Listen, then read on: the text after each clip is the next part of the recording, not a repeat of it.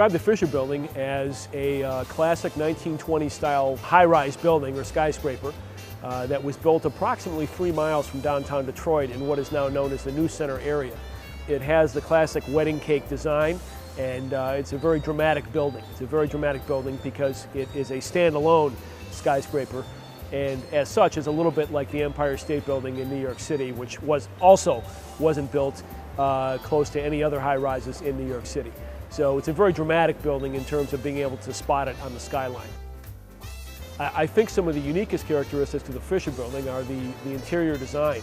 And the whole lobby area has inlaid tile and a lot of nice Art Deco sort of touches that for people who study interior building design is really a stop on a world tour of such designs. It is certainly a very dramatic interior, and you don't have to be an expert in interior design to see all the love and care that went into building it. In the 1920s, that was really the golden era for not only this country in terms of economic growth, but certainly for the city of Detroit.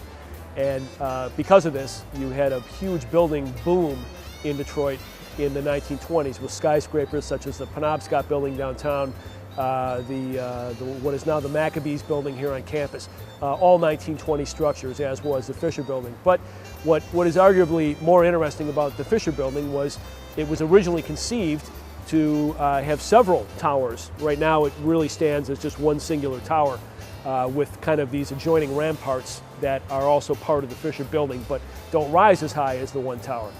Well, it was initially designed to have several of these towers that were going to be built in phases. And so, of course, with the 1928 starting point of building the Fisher Building, by 1930 or so, we were well underway into the Great Depression, and money and finances had dried up in order to build the successive towers for the Fisher Building.